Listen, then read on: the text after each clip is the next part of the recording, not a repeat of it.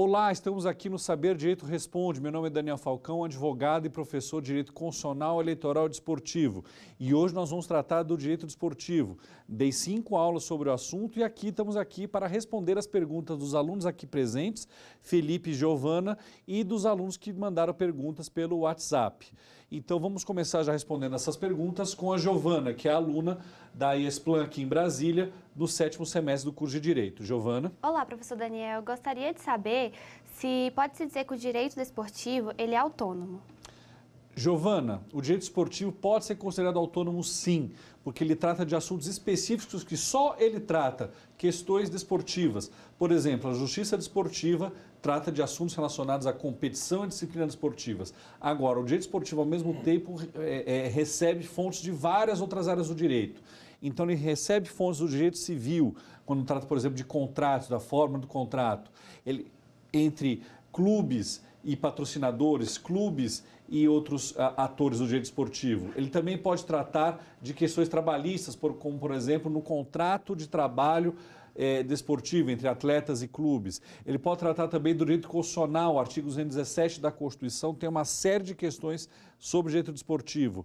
Ele também bebe de fontes do direito tributário, do direito administrativo, até do direito penal. Então, mesmo ele bebendo dessas fontes, pode-se considerar também o direito desportivo como um direito autônomo. Então, vamos agora partir para as perguntas vindas do WhatsApp. Meu nome é Vitor de Oliveira, eu curso o 7º semestre no Centro Universitário Unioro, em Brasília. E, professor, de uma forma resumida, poderia falar um pouco da evolução do desporto na Constituição Federal? Claro, Vitor, a Constituição de 67, lá no regime militar, só tratava de desporto em um assunto, dizendo que era competência da União legislar sobre normas gerais do desporto, artigo 8º. Já a Constituição de 88 traz muito mais assuntos. Então, desde 1824 até 1946, a Constituição não falou absolutamente nada sobre desporto. A Constituição de 67 falou o que eu acabei de explicar e a Constituição de 88 trouxe várias evoluções. Primeira delas, dizendo que o desporto é assunto de competência legislativa concorrente entre União, Estados e Distrito Federal. Lembrando que os municípios também podem tratar desse assunto por meio da competência suplementar ou no interesse local. O desporto também aparece, por incrível que pareça, no artigo 5º, inciso 28, a linha A da Constituição, quando dizem que as pessoas que participam do desporto, por exemplo, atletas, técnicos, têm direito à sua imagem resguardada. E é ali que nasce o direito de arena previsto na Lei Pelé. Além disso, o desporto ganha um capítulo especial no artigo 217, na ordem social, no título da Constituição chamado Ordem Social, no qual há várias questões. O que o Estado deve fazer, quais são os deveres do Estado e, principalmente, o direito de autonomia das entidades esportivas e a questão da justiça desportiva. E, por final, nós podemos relacionar o desporto com o lazer, assim no artigo 217, parágrafo 3º, como no artigo 6º da previsão de lazer como direito social das pessoas. Felipe, estudante de Educação Física aqui na Universidade Católica de Brasília, do 5º semestre, vai fazer a próxima pergunta. Felipe. Ao seu ver, como o Estado, tendo a Constituição como fonte inspiradora, tem valorizado as políticas públicas na área da educação física, esporte e lazer? Boa pergunta, Felipe. A Constituição deixou claro qual é o papel do Estado na questão desportiva. Fomentar práticas formais, fomentar práticas não formais.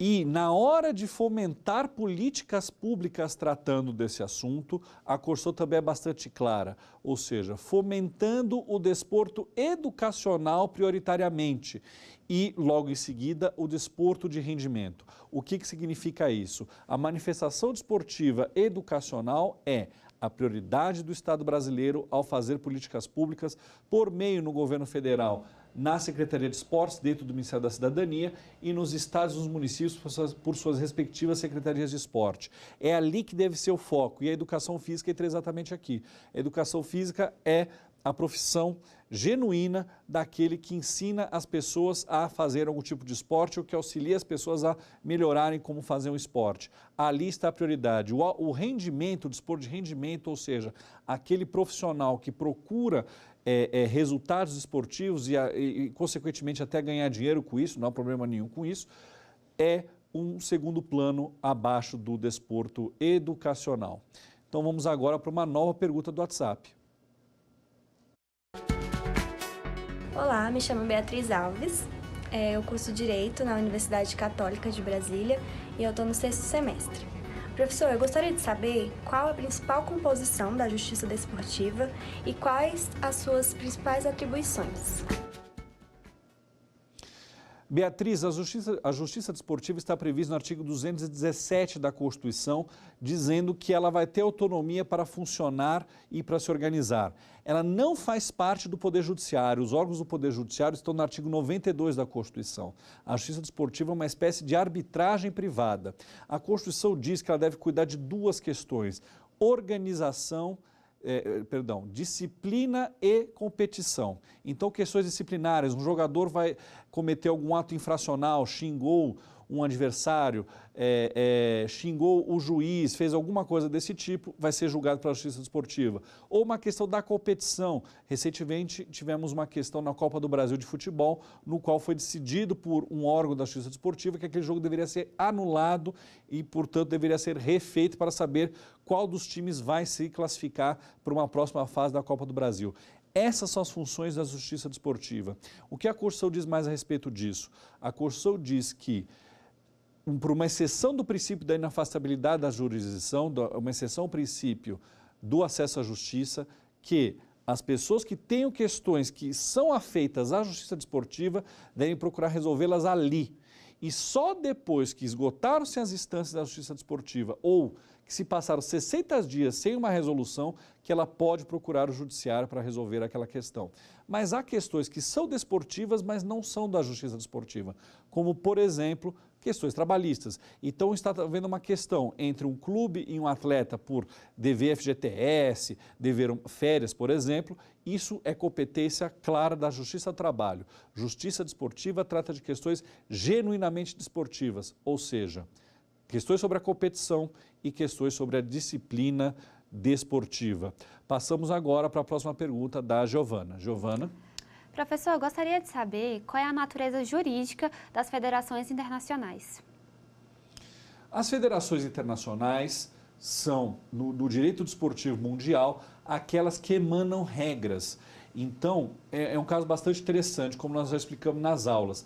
O direito esportivo ele tem duas esferas. Ele tem a esfera nacional, ou seja, cada país legisla sobre o direito esportivo na forma que achar melhor, como também internacionalmente, entidades de administração do desporto transnacionais ou internacionais tratam do assunto. O Comitê Olímpico Internacional também trata do assunto. Então, vejamos. Lá na Suíça, uma série de federações estão sediadas. A FIFA no futebol, a Federação de Vôlei, de Basquete, de Atletismo, entre outras. E cada uma delas faz normatizações para tratar do seu esporte de duas formas. A lex lúdica, ou seja, as regras do jogo, as regras de como o esporte funciona dentro de campo, dentro da quadra, dentro de uma pista. Quem faz é a Federação Internacional. Elas são entidades de direito privado, normalmente sem fins econômicos, apesar de muitas delas conseguirem ter lucro, mas elas não têm esse fim e elas servem principalmente para normatizar regras do jogo. Além disso, na lex esportiva, elas tratam da regra de como funciona tudo que está por trás do jogo. Então, essas federações esportivas internacionais, elas que decidem quando os campeonatos vão ser disputados, por quem que vai ser disputados, quais são o método de seleção das pessoas que vão participar do campeonato. Elas também decidem o calendário daquele esporte num ano. Elas também decidem como que se funciona as relações desportivas entre atletas e clubes, atletas e federações, entre as federações e as confederações continentais, entre as confederações e a entidade mundial. Então, tudo isso faz parte da lex esportiva e é feito pelas federações internacionais. E elas também têm uma série de exigências. Quando elas realizam um campeonato mundial, por exemplo, elas procuram países que possam se interessar e elas têm uma série de exigências para que esses países cumpram e assim façam o campeonato mundial no seu território. Então lembremos do caso do Brasil e a Copa do Mundo de Futebol da FIFA em 2014. O Brasil se candidatou já sabendo de um extenso rol de obrigações que ele teria que assumir junto à FIFA, inclusive modificando a legislação interna para que a FIFA aceitasse fazer a Copa do Mundo aqui no Brasil. O Brasil aceitou isso e fez a Lei Geral da Copa, no qual havia uma série de privilégios e prerrogativas que a FIFA adquiria para que a Copa do Mundo se realizasse dentro do Brasil. Então, as federações internacionais esportivas organizam o jogo, dizem quais são as regras do jogo e, ao mesmo tempo, organizam o esporte como fenômeno, organizam o esporte como atividade econômica. E, assim, esse ordenamento jurídico de direito internacional privado e, ao mesmo tempo, o ordenamento nacional entram em harmonia para essas duas esferas do direito funcionarem ao mesmo tempo. Então vamos agora para uma nova questão do WhatsApp. Professor, como é tratada a questão do direito de imagem dos atletas com relação aos clubes? Liga-se as transmissões dos eventos esportivos no artigo 5º da Constituição Federal. Vitor, o direito de imagem é protegido pela Constituição no artigo 5º, inciso 10, como você bem citou, dizendo que a imagem, entre outras questões, a honra, o nome são protegidos e são invioláveis. E caso haja ferimento a esses institutos, haverá a possibilidade de indenização para aquele que tenha se sentido ofendido. Isso está lá no artigo 5º, inciso 10.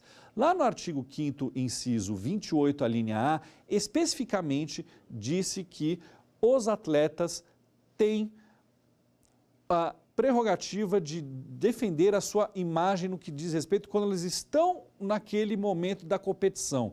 Então, a atividade esportiva, a imagem é protegida por meio do artigo 5º, inciso 28, a linha A.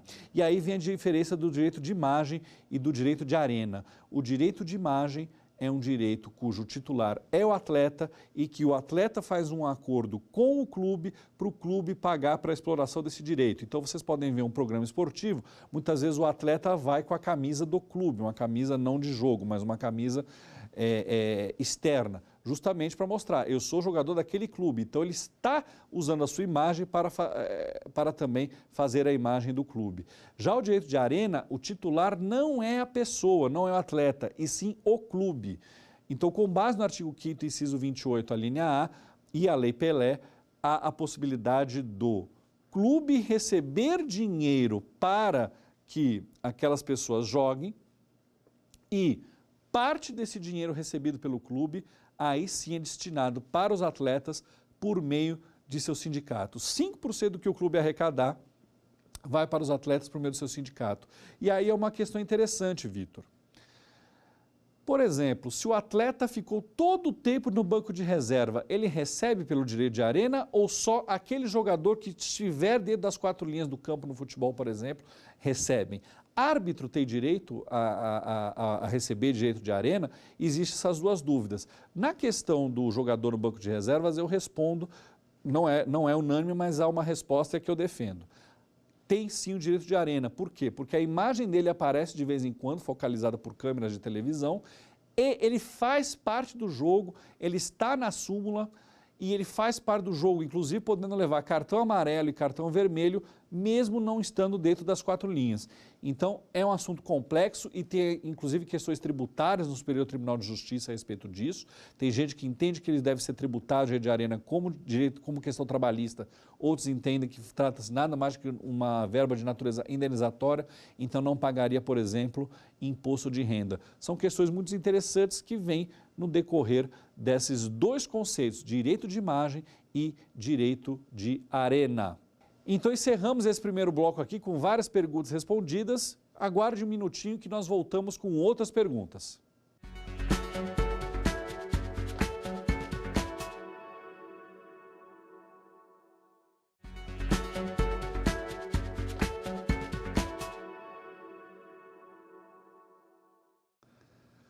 Voltamos ao Saber Direito Responde. Estamos aqui respondendo perguntas tanto dos estudantes aqui presentes, como também perguntas enviadas pelo WhatsApp. Vamos agora para a pergunta do Felipe. Professor, qual a importância do direito desportivo para a garantia do fair play, que é uma premissa do espírito esportivo nas modalidades esportivas? Felipe, fair play não é uma coisa tão antiga assim. ele é muito mais celebrado recentemente. A FIFA exclusivamente, falando do futebol, quase todo jogo no qual há uma competição da FIFA, há a bandeira dos países, ou a bandeira dos clubes, quando é um campeonato de clubes, e junto a bandeira do fair play. É um valor muito forte no esporte que recentemente tem sido trazido à tona. Então, o que é o fair play? Fair play quer dizer jogo limpo. Então, os atletas, os clubes, as seleções, os times têm que jogar de forma limpa. O que isso significa? Isso significa que você tem que ter responsabilidade com o seu adversário, você tem que ter responsabilidade com os seus torcedores, você tem que ter responsabilidade com os espectadores daquele jogo, sempre jogando de forma limpa, conforme as regras e conforme a cidadania. Não, por exemplo, haver doping. O doping é um dos casos mais clássicos de você infringir as regras desportivas. Tanto é que o doping não só é punido pelas regras esportivas, mas existe um tratado internacional bancado pela Unesco e que vários países são signatários no sentido de proibir o doping nas suas mais diversas modalidades, e por isso que o doping é tão combatido pelas entidades esportivas e também pelos países, porque em alguns países pode até ser que o doping seja considerado crime, podendo levar as pessoas à cadeia. Aquele atleta disputa uma competição dopado, significa que aquele atleta disputou uma competição contra a regra, ingerindo substância que poderia artificialmente melhorar o seu desempenho. Por isso que o doping é tão combatido. Infelizmente, um dos esportes onde nós mais vemos esse problema é o ciclismo. Nós tivemos um grande atleta que ganhou a principal prova de ciclismo durante vários anos seguidos e depois que descobriu-se que ele se dopava há muito tempo, os resultados, todos deles esportivos, foram anulados, inclusive essas vitórias nesse torneio chamado Volta da França foram anulados e ficou no final sem um vencedor depois de tanto tempo que se passou diante do descobrimento bem posterior desse doping. Vamos agora passar para uma nova pergunta do WhatsApp. Quem define qual a prioridade do Estado no desenvolvimento do bem-estar social? A pergunta da Beatriz é interessante. A Constituição deixa muito claro qual é o papel do Estado brasileiro no desporto. Primeiro, o desporto é um direito de cada um. O desporto tem várias modalidades e a Constituição determina que o Estado invista em várias delas. Ele tem que fomentar as práticas esportivas formais, ou seja, aquelas que decorrem de você respeitar as regras nacionais e internacionais sobre aquele esporte, também as práticas esportivas informais, ou seja, pessoas brincando, indo na praia, indo na rua, isso também tem que ser fomentado. É dever do Estado também, no que trata de desporto, de respeitar a autonomia das entidades esportivas, ou seja, há sim uma cortina entre o limite do Estado e o que esse direito internacional privado do desporto podem fazer. É uma cortina, não é um muro. Então é fácil de abrir e fechar para que não haja conflitos. Vamos agora para a pergunta da Giovana. Professor, uma curiosidade. As federações esportivas são delegatárias de poderes do Estado? Giovana, federação esportiva estão previstas na Lei Pelé como fazendo parte do Sistema Nacional do Desporto. Então, lá no bloco anterior nós falamos das federações desportivas internacionais e também estão previstas as federações desportivas nacionais, ou seja, as entidades de administração do desporto aqui do Brasil.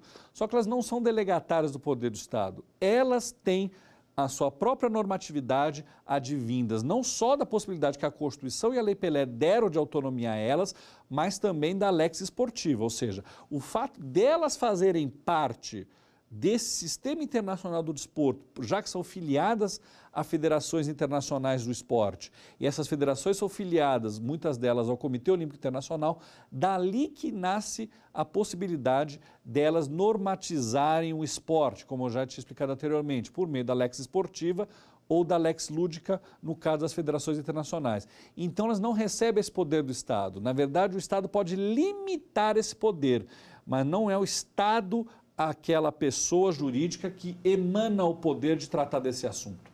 Isso nasceu do direito internacional de convenções privadas e simplesmente veio isso acontecer graças a duas liberdades constitucionais, o direito de associação e a autonomia da vontade. Lá na Europa, principalmente, elas se associam, houve a criação de associações de direito privado e elas, diante da autonomia da vontade previsto nas constituições europeias, fizeram do jeito que bem entenderam as regras de cada esporte, as regras de organização e funcionamento daquele esporte, tanto dentro como fora do recinto esportivo. E o Brasil, como vários outros países do mundo, aceitaram essa possibilidade e o Brasil especificamente normatizou isso na Constituição, garantindo autonomia de funcionamento e organização para essas entidades desportivas. Passamos agora para a pergunta do Felipe. Professor, uma curiosidade também. Como a justiça desportiva trata os casos de racismo no esporte? Um exemplo recente seria o do goleiro que foi hostilizado em campo adversário. Muito bem lembrada essa pergunta, Felipe. Então, às vezes acontecem casos de racismo no esporte, né? O futebol, como o nosso esporte principal aqui no Brasil, a gente vê isso muito. Ele lembrou de um caso na Copa do Brasil entre um clube de São Paulo e um clube do Rio Grande do Sul, lá em Porto Alegre, no qual torcedores daquele clube de Porto Alegre emitiram injúrias raciais contra o goleiro do clube de São Paulo, negro. E ali houve um processo na justiça desportiva e ali o clube gaúcho foi julgado e foi condenado. Ele foi eliminado da competição por causa daquele fato. E poderia até haver um processo do clube contra os torcedores que fizeram isso, porque houve uma perda, não só desportiva, mas com uma perda econômica, mas isso acabou não acontecendo. Há casos sempre acontecendo, infelizmente, no Brasil e pelo mundo. Como nós somos brasileiros, nós acompanhamos normalmente casos em que brasileiros são agredidos em outros países com cânticos racistas ou com, especificamente, aquele jogador, alguém não gosta daquele jogador por ele ser negro, por exemplo. Isso acontece bastante e sempre há a possibilidade de uma punição. Qualquer normatização desportiva, tanto nacional como internacional, prevê a possibilidade de punição, não só do torcedor, como também do clube no qual haja envolvido esse episódio de racismo. No exemplo que foi dado pelo Felipe aqui e respondido por mim, esse clube gaúcho foi punido desportivamente por causa dessa injúria racial cometida por um torcedor. Então, o clube tem que ficar de olho para que seus torcedores e trazer campanhas para incentivar que os torcedores não façam nada de errado, principalmente contra esse crime absurdo, abjeto do racismo, inclusive com previsão constitucional de ser um crime com tratamento absolutamente diferenciado dos outros diante da sua problemática tão grave. Passamos agora para uma nova pergunta do WhatsApp. Professor, as ligas proíbem disputa por atletas profissionais? Nesse esteio surge a dúvida: quando um atleta é considerado profissional e quando ele é considerado amador? Beatriz, a Constituição fala de desporto profissional e desporto não profissional. No direito desportivo brasileiro não se usa a palavra amador. A gente usa no dia a dia, ele é amador, ele disputa um esporte de forma amadora, mas não se usa esse termo. O termo correto é profissional e não profissional. Ambos no direito, na manifestação desportiva de rendimento, ou seja, de procurar ganhar uma competição porque quer um prêmio desportivo ou um prêmio econômico. Então, qual seria a diferença do modo profissional e do modo não profissional? Muito simples. O modo não profissional é aquele que o atleta quer um prêmio, quer um incentivo, quer um brinde, um bônus, alguma coisa do tipo, mas ele não tem qualquer tipo de vínculo trabalhista com o clube, com uma confederação. Enquanto o modo profissional existe uma competição desportiva, esse atleta quer vencer para ter o mérito desportivo e eventualmente algum prêmio pecuniário, mas existe uma relação trabalhista entre o atleta e um clube, entre o atleta e uma entidade desportiva. Essa é a grande diferença entre modo profissional e modo não profissional no direito brasileiro. Então é isso, gente. Respondemos aqui uma série de perguntas de direito esportivo. Vocês puderam ver o quão rica é essa matéria. Quantas questões diferentes envolvendo direito civil, direito empresarial, direito trabalhista, direito internacional, direito constitucional aqui. Então, para quem quiser trabalhar com direito esportivo, vale a pena agora. Tem que se lembrar, vai ter que conhecer muita coisa do direito em geral. Então, agradeço aqui os espectadores pela nossa paciência, agradeço o Felipe e a Giovana pela oportunidade aqui de aprender com eles, com as perguntas ótimas feitas também pelos estudantes no WhatsApp, e espero que vocês tenham gostado. Um abraço e até uma próxima oportunidade. Tchau, tchau.